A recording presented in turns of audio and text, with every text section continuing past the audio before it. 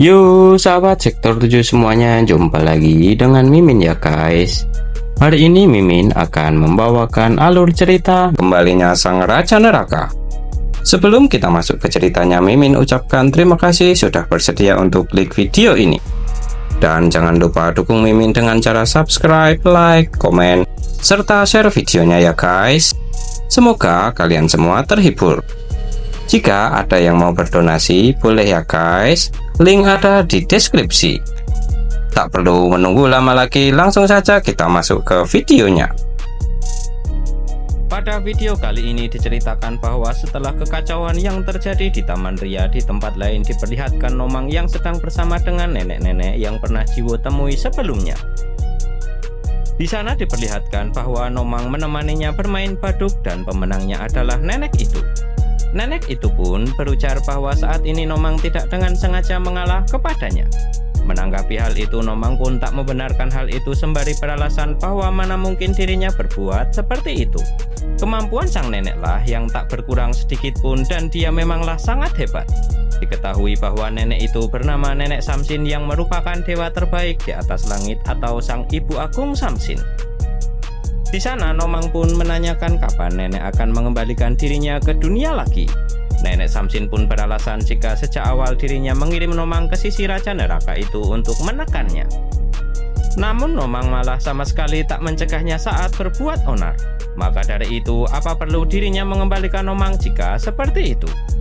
Kemudian karena di sana terlihat sangat membosankan, Nomang pun menawarkan sebuah ide agar mereka bermain baduk lagi dengan sebuah taruhan. Mendengar hal itu, Nenek Samsin pun sedikit terkejut namun langsung tersenyum sembari mengatakan bahwa bisa diartikan Nomang saat ini akan melawannya dengan serius.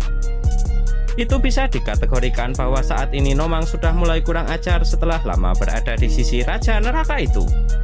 Namun Nomang sambil tertawa menanggapi dengan berujar bahwa itu merupakan sebuah hal yang wajar jika orang akan menjadi semakin mirip dengan seseorang jika terus bersama dengan mereka. Lalu menanyakan lagi apakah Nenek Samsin bersedia untuk melakukannya.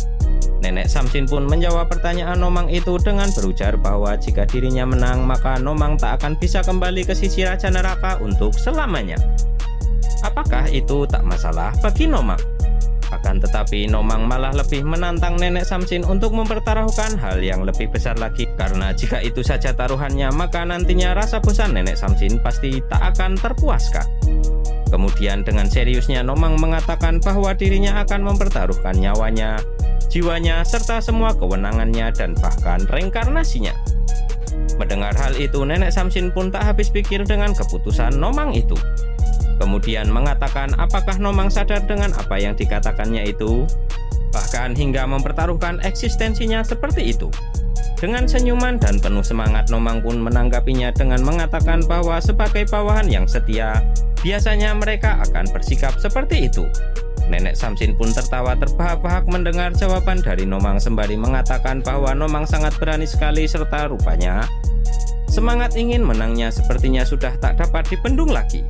Kemudian menyanggupi tantangan dari Nomang itu, sembari menanyakan jika Nomang menang melawan dirinya, apa yang bisa dirinya berikan kepada Nomang?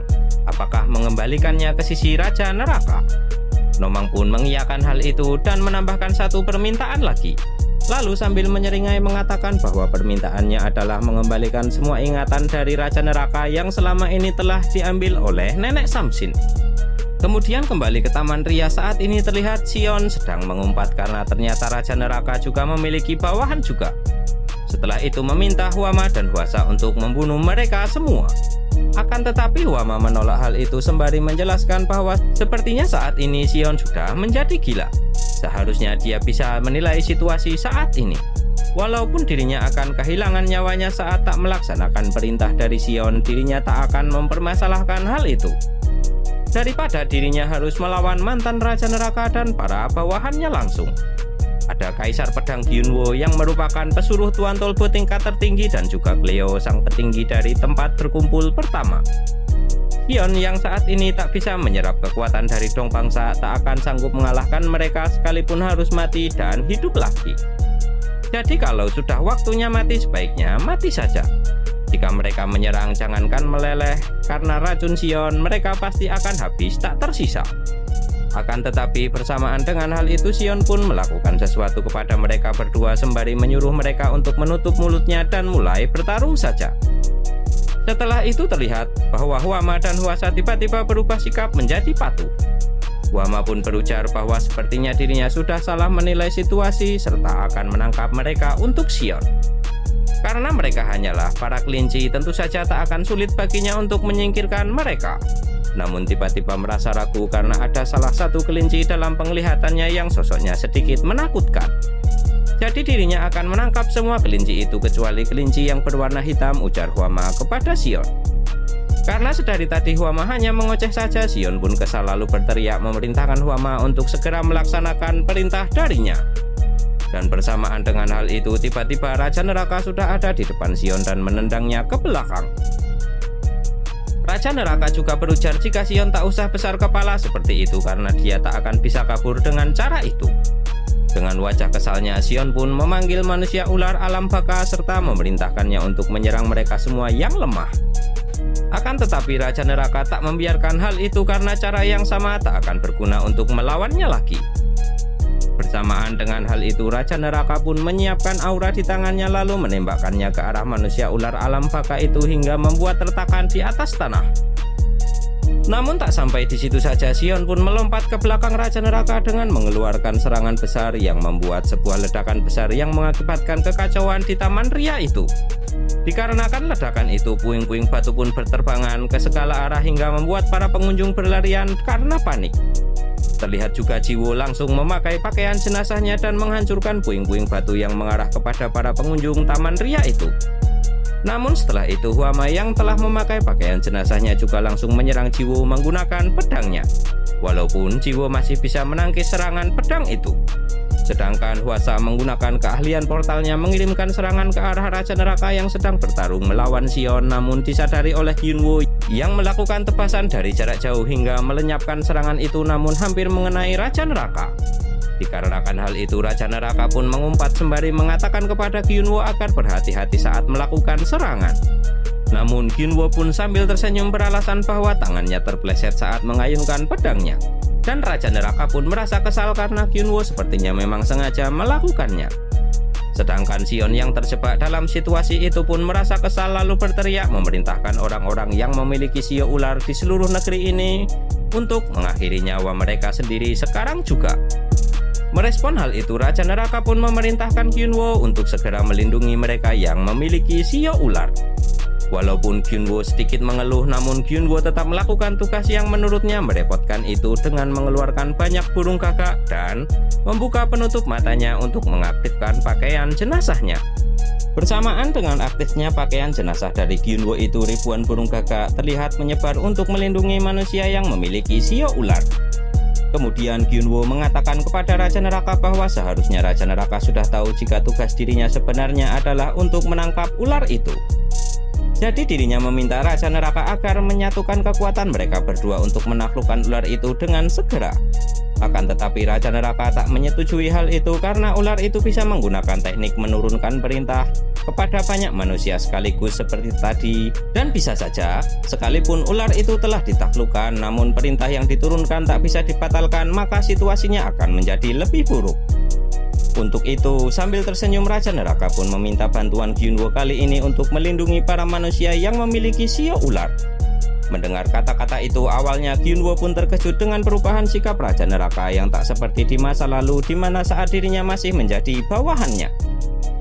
Lalu Gyunwoo pun tersenyum sembari mengatakan bahwa ternyata Raja Neraka yang menjadi bodoh itu tak buruk juga. Akan tetapi, Raja Neraka menjadi kesal dengan kata-kata yang diucapkan oleh Gyunwoo itu. Sedangkan Gyunwoo tak merespon kekesalan Raja Neraka dan mengatakan bahwa dirinya akan melaksanakan perintah dari Raja Neraka itu. Kemudian setelah itu terjadi sesuatu setelah Gyunwoo melaksanakan perintah dari Raja Neraka hingga muncul sebuah sinar biru yang menyilaukan. Dengan tampilan Gyunwoo yang memiliki dua sayap hitam, dia memerintahkan para gagak untuk mengarahkan para pendosa menggunakan jembatan penghubung. Sebelum Gyunwoo pergi, dirinya masih sempat mengejek Raja Neraka dengan mengatakan jika dalam hal teknik pedang Raja Neraka memanglah sempurna, tapi dalam hal wajah dirinya lah yang lebih sempurna. Bersamaan dengan hal itu, Gyunwoo pun menghilang dari tempat itu. Dan Raja Neraka merasa lebih kesal lagi dengan kata-kata Gyunwo itu. Lalu mengumpat serta mengatakan bahwa jika dia kembali nanti dirinya pasti akan menghabisi Gyunwo. Akan tetapi tiba-tiba dari belakangnya Sion pun menerjang menyerang Raja Neraka, namun disadari oleh Raja Neraka dan bisa dihindari. Kemudian sambil menyiapkan pukulannya, Raja Neraka mengatakan bahwa Sion juga sangat sulit untuk dikendalikan karena kelicikannya sudah melampaui batas. Setelah itu Sion pun mendapatkan pukulan dari Raja Neraka. Lalu pertarungan mereka pun terus berlanjut dan Sion pun menanggapi perkataan Raja Neraka bahwa tak masalah dirinya menjadi licik jika itu bisa membuatnya tetap hidup. Maka segalanya akan dirinya lakukan. Bersamaan dengan hal itu Sion pun menendang Raja Neraka dan dilanjutkan memukulnya bertubi-tubi sembari mengatakan bahwa Raja Neraka tak tahu seberapa berat beban yang dirinya tanggung saat ini. Jadi dirinya berharap agar Raja Neraka tak mencoba untuk menghalangi dirinya seperti ini. Kemudian berteriak menegaskan jika dirinya sudah mengumpulkan ribuan batu darah, maka dirinya tak ada urusan lagi dengan Raja Neraka. Mendengar ocehan Sion itu, Raja Neraka pun sudah tak tahan dan menangkap pukulan dari Sion. Kemudian dengan kesalnya sembari menyiapkan pukulan dengan aura api neraka di tangannya mengatakan bahwa hanya demi hal sepele seperti itu Sion menghabisi banyak manusia. Setelah itu Raja Neraka pun langsung memukul Sion dengan tangan yang penuh aura api neraka hingga membuat Sion pun terpental jauh ke belakang. Dikarenakan hal itu Sion pun jadi mengingat masa-masa saat dirinya masih bersekolah. Terlihat bahwa dia sedang diobati oleh gurunya. Gurunya itu pun mengatakan agar Sion menahannya serta tak menyangka bahwa ternyata tubuh manusia itu cukup lemah. Mendengar hal itu, Sion pun menyela gurunya itu yang setiap hari selalu menyebut istilah manusia atau dunia manusia. Pasti dikarenakan hal itu gurunya akan dikucilkan di tempat ini.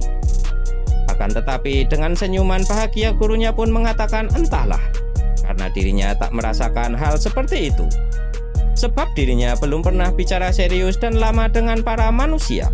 Dengan jawaban gurunya itu sontak Sion pun terkejut karena gurunya memang benar-benar telah dikucilkan. Seharusnya gurunya itu melaporkan hal itu ke dinas pendidikan. Namun gurunya itu tak mempermasalahkannya dengan mengatakan bahwa dirinya hanya perlu mendekati mereka pelan-pelan saja. Tapi Sion masih bersikeras bahwa dunia ini merupakan tempat di mana makhluk lemah akan dimangsa. Jadi kalau gurunya itu lengah maka dia akan dimangsa. Akan tetapi dengan santainya ibu guru itu pun menjelaskan kepada Sion bahwa kesungguhan hati seseorang pasti dapat menyentuh orang lain.